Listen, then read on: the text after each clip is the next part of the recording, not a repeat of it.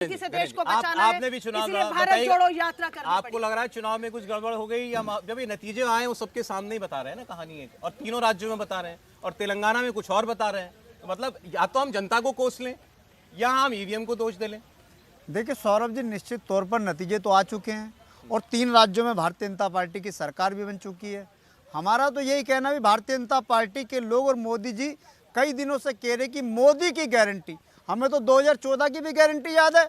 मोदी जी ने कहा था कि मैं आऊंगा, महंगाई कम कर दूंगा, मैं आऊंगा, हर साल 2 करोड़ नौजवानों को रोजगार दूंगा, मैं आऊंगा, महिलाओं पे अत्याचार खत्म हो जाएंगे, मैं आऊंगा, हर किसान को उसकी फसल का उचित मुआवजा मिल जाएगा। क्या हुआ क्या इस देश में? नहीं हुआ, क्योंकि मोदी जी जो कहते हैं वो कभी करते ही नहीं है। कल मोदी जी बड़ा अच्छा पाठ पढ़ा रहे थे पार्लियामेंट के अंदर, कह रहे थे जब हार होती है ना तो विचलित नहीं होना चाहिए, नकारात्मक नहीं होना चाहिए। अरे दिल्ली में क्या करो, दिल्ली के लोगों ने आपको बार बार हरा दिया, अरविंद केजरीवाल की सरकार के पीछे पड़ गए, अरविंद केजरीवाल के पीछे पड़ गए, आम आदमी पार्टी के पीछे पड़ गए, सारे नेताओं को जेल भेज दो। एक झूठी कहानी लिख दी, हमारे 3-3 लोग जेल भेज दिए, अब कह रहे केजरीवाल को जेल भेजूंगा। अरे दिल्ली के लोगों ने अगर आपको चुनाव हरवा दिया तो इसका मतलब थोड़ी कि दिल्ली के लोगों के पीछे पड़ जाओगे, दिल्ली की सरकार के पीछे पड़ जाओगे। जो पाठ दूसरों को पढ़ाते हैं मोदी जी, उस पाठ का ज्ञान पहले खुद ले ले, अपने लोगों को सिखा दे। घरेन जी, केजरीवाल जी मध्य प्रदेश लड़े, राजस्थान लड़े, केजरीवाल जी ने वहां जाके गारंटी दी थी।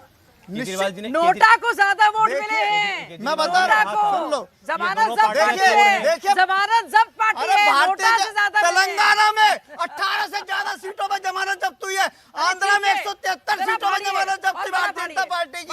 अपने गिरवान में झांको, ये नोटा और जमानत जब्त की बात करने का अधिकार नहीं हम लोगों के पास। आवाज नहीं आ रही, और चीखिए। अरे पूरे देश में 25 साल से 30 साल से जमानतें जब्त हो रही है, केरला में हुई, केरला याद नहीं है, तेलंगाना याद नहीं है, आंध्र याद नहीं है। सुन नहीं पा रहे, सुन नहीं पा रहे, और चीखिए। अच्छा गणेश जी थोड़ा सा आराम से, या तो बोल दो सुन लिया, अगर बोलोगे नहीं सुनो तो कान के पंखे फट गए। आराम से प्लीज, समझ में नहीं आता ना इन लोगों को क्या हुआ है सर? समझ में नहीं आता। हो सकता है इतना आराम से कह रहा था। नहीं आराम से। अरे आपकी आवाज पाठ पढ़ा रही थी, आवाज बड़ी तेज है। शाजिया जी दूसरों को पाठ पढ़ा रही थी, अपनी बारी आके और पाठ चिल्लाइए, ये सबके साथ और चिल्लाइए, और चिल्लाइए, दूसरों को ज्ञान बांटते अरे हैं। और चिल्लाइए, और चिल्लाइए, जनता आपको जिताती है। अरे चिल्लाइए भाई साहब, और चिल्लाइए। अरे मैं कि नहीं चिल्ला आप रही हो, सबको डिस्टर्ब कर रही हो। वो कह रहे हैं मोदी जी की बात करने के लिए आए अपनी। मोदी जी की गारंटी कुछ नहीं है। आप बता रहे थे तेलंगाना में आपकी कितनी 19 सीटों पर जमानत, 18 से ज्यादा सीटों में जमानत जब्त हुई। ये बता रही हैं आपकी 200 सीटों पर होगी। आंध्र में 173 से ज्यादा सीटों में जमानत हुई। अब एक मिनट भारतीय जनता पार्टी जवाब ले लें, 81 से, जवाब ले लें। अरे 1981 से जमानत करेंगे ना, हो रही है। एक केरला में, तमिलनाडु में उनकी बात नहीं करेंगे। अब जवाब चाबी बंद हो जाए आपकी। जवाब बोलिए। तो देखिए ये हालत हो गई है कि मतलब चीख कर किसी तरह से आपको जनादेश स्वीकार नहीं करना है। ये वही पार्टी है जब पंजाब से पहले तो सौरभ भारद्वाज एक डब्बा लेके आए थे दिल्ली विधानसभा में और कह रहे थे ऐसे हैकिंग होती है, लेकिन जब पंजाब जीत गए तो ईवीएम ठीक हो गया। कि वही लोग हैं और अब तो ये जेल से चला रहे हैं पार्टी अपनी, तो इनकी क्या बात की जाए और उनको क्या सीरियसली लिया जाए। मोदी की गारंटी में अगर दम नहीं होता, मोदी की गारंटी में दम नहीं होता, पार्टी बंद हो जाएगी, सरकार बंद हो जाएगी। दिल्ली के लोगों ने हमें मैंडेट दिया है, कोई मोदी जी के एहसान पे सरकार चल रही है क्या? निवेदन कर रहा हूं ना, सुन प्लीज। और ईवीएम चल रहा था ना सब, तब भी सही। तो अब बताइए मोदी की गारंटी में कुछ दम था, कुछ विश्वसनीयता थी, लोगों को यकीन था, पन्ना प्रमुख का काम था, कार्डर्स की मेहनत थी, एक बदलाव था।